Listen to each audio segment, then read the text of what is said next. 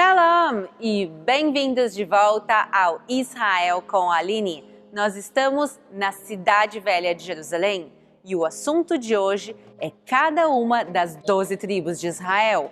Nós vamos falar das suas origens, dos seus nomes, mas principalmente dos seus símbolos. Então, se vocês estão preparados, vamos começar.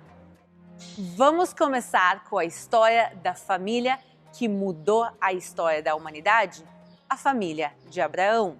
Eu vou colocar a genealogia deles também aqui do lado da tela para vocês irem acompanhando. Então, o primeiro patriarca vai ser Abraão, depois o filho dele Isaque e o neto Jacó. E hoje a gente vai se focar na genealogia e na família de Jacó. Ele vai ter 4 mulheres, 2 esposas que são Raquel e Leia e 2 concubinas que são Bilá e Zilpá. E no total ele vai ter 13 filhos, ou melhor dizendo, 12 filhos e uma filha também. E desses 12 filhos vão surgir as 12 tribos de Israel. E agora vamos passar por cada uma dessas tribos, começando pelo primogênito, Reuven. Aqui em cima a gente vê um círculo com os símbolos das 12 tribos de Israel. E no meio a menorá, que era o candelabro do Templo de Jerusalém e o símbolo mais importante de todo o povo de Israel. Mais importante, inclusive, que a estrela de Davi. Mas se a gente começar com a tribo que está bem no meio e em cima, é a tribo de Reuven. E o símbolo que parece um sol, mas na realidade não é. Aqueles símbolos são mandrágoras, que é uma fruta, como está escrito em Gênesis 30:14. Quando está escrito que Reuven colhe mandrágoras, essa fruta para sua mãe, Leia. E a propósito, o nome da tribo Reuven é Reuben, que é a junção de 2 palavras que quer dizer, olhem o filho, já que ele é o primogênito de Leia. E agora, outro filho de Leia é Judá, ou em hebraico, Yehudá. E significa louvor ou louvar. Da tribo de Judá vêm alguns dos maiores reis do povo de Israel, como o rei Davi. E por isso, às vezes, a tribo é representada com símbolos como uma coroa ou como a harpa do rei Davi. Mas o símbolo mais importante, na realidade, é o leão de Judá, que é o que a gente vê também representado aqui. E também, como a gente vê aqui embaixo, com esses 2 leões. Mas o que a tribo de Judá tem a ver com o leão? É parte da bênção que eles recebem em Gênesis 49:9, quando ele vai ser abençoado como um gur aryeh, como um filhote de leão. E por isso o símbolo da tribo se transforma no leão e, por consequência, toda a cidade de Jerusalém também vai usar o símbolo do leão, já que Jerusalém estava dentro do território da tribo de Judá. Então, vamos agora juntos ver a bandeira de Jerusalém.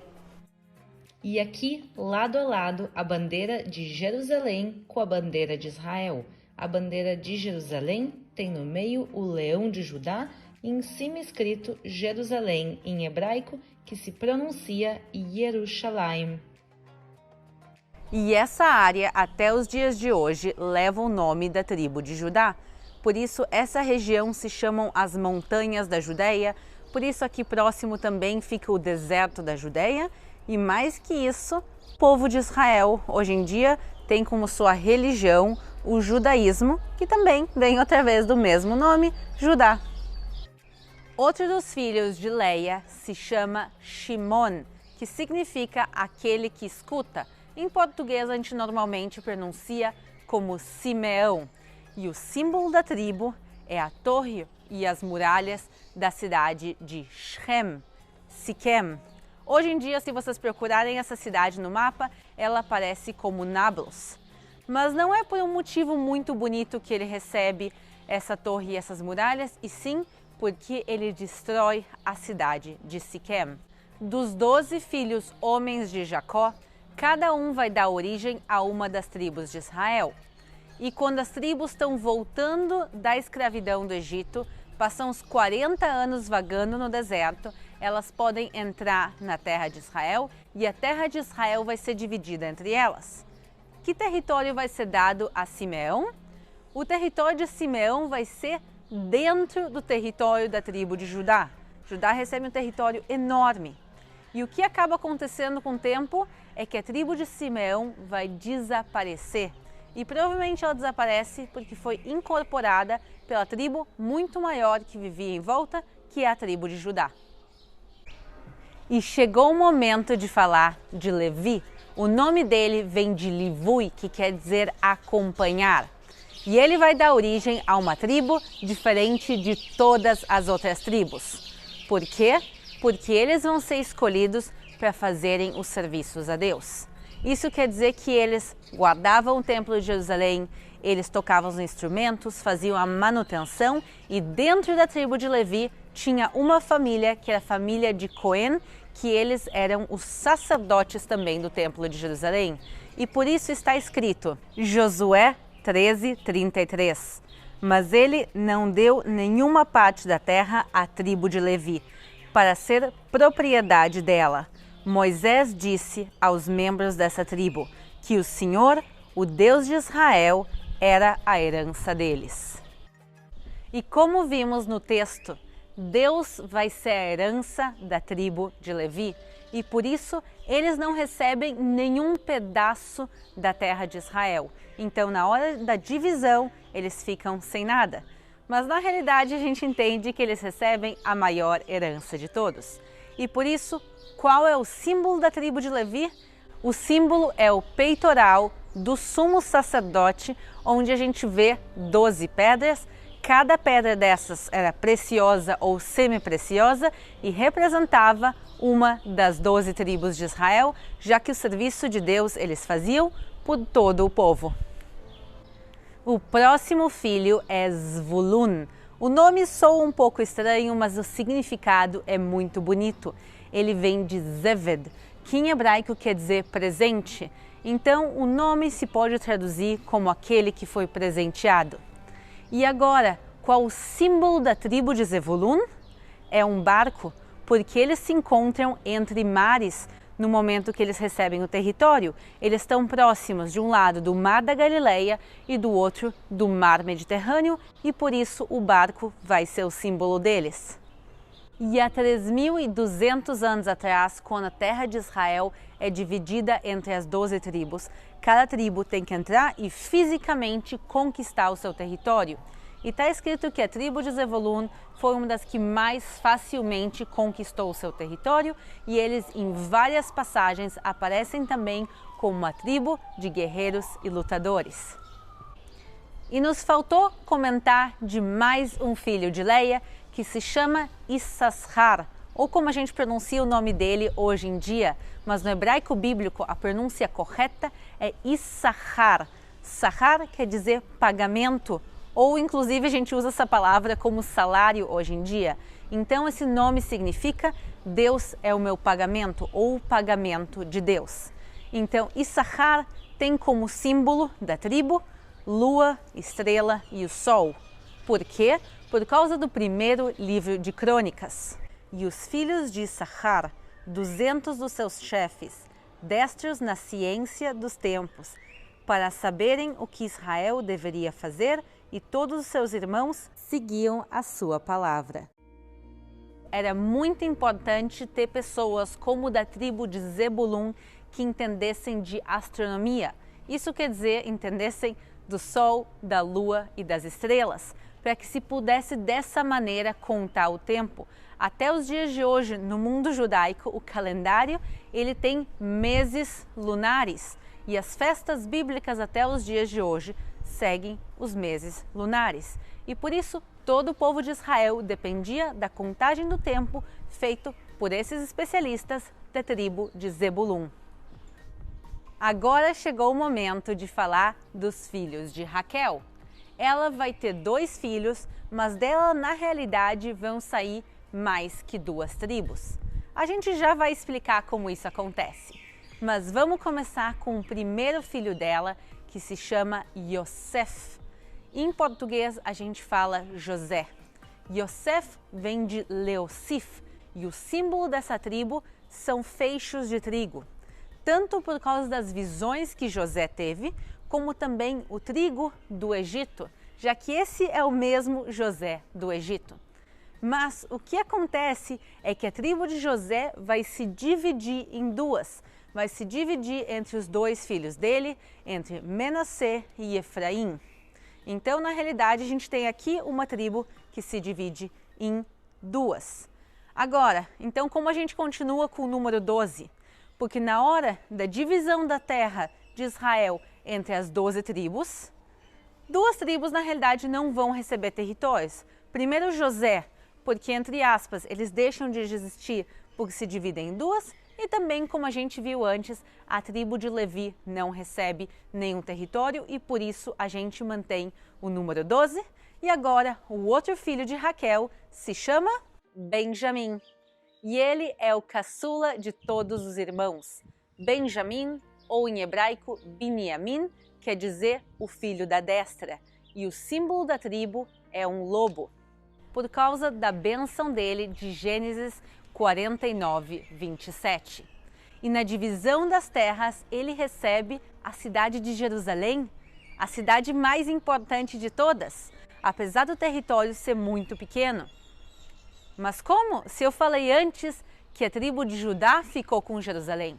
O que acontece é que, em teoria, eles receberam o território de Jerusalém e da região. O problema é que, na prática, eles não conseguem conquistar a cidade. E então a cidade vai seguir na mão dos jebuseus até Davi vir e conquistar a cidade. E Davi é da tribo de Judá e por isso acabou que, na prática, a cidade de Jerusalém ficou nas mãos da tribo de Judá.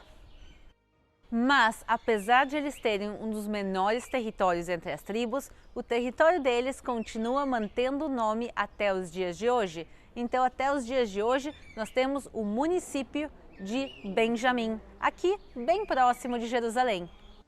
Vamos falar dos dois filhos de Bilá, uma das concubinas de Jacó. O primeiro filho que a gente vai falar se chama Dan, que quer dizer literalmente juiz. E essa tribo tem dois símbolos diferentes. Um que é mais bonito, que é uma balança, que representa a justiça, também por causa do próprio nome dele, Dan, que significa juiz, mas também por causa dos versículos de Gênesis 49 e agora 16 e 17. Dan julgará o seu povo como uma das tribos de Israel. E agora vejam o que está escrito no versículo 17. Dan será serpente junto ao caminho, uma víbora junto à vereda, que morde os calcanhares do cavalo e faz cair o seu cavaleiro por detrás. E justamente por causa do versículo 17, a tribo de Dan tem como outro símbolo a serpente. Agora, vamos falar do território da tribo de Dan. Na divisão das terras de Israel, eles ficam com a zona que hoje em dia seria a Grande Tel Aviv. Mas, na prática, eles jamais conseguem conquistar aquele território, porque quem estava lá naquela época eram os filisteus, e a gente conhece o poderio militar deles em tantas e tantas histórias bíblicas. Então, o que acontece é que eles vão ter que encontrar outro lugar para se assentar, e esse território vai ser no extremo norte de Israel, hoje em dia fronteira com o Líbano. Apesar disso, se vocês perguntarem para qualquer israelense aqui onde fica Gush Dan, onde fica a zona de Dan, até os dias de hoje eles vão apontar para a Grande Tel Aviv. Apesar de na prática eles nunca terem se assentado lá, o território mantém o nome até os dias de hoje. E o outro filho de Bilá se chama Naftali, que quer dizer a minha luta ou as minhas dificuldades. E o símbolo dessa tribo é uma gazela, por causa do que está escrito em Gênesis 49, 21. Naftali é uma gazela solta, ele dá palavras formosas. E na divisão das terras, a tribo de Naftali recebeu o território que fica próximo ao Mar da Galileia, no norte de Israel, e isso inclui a região de Genezaré.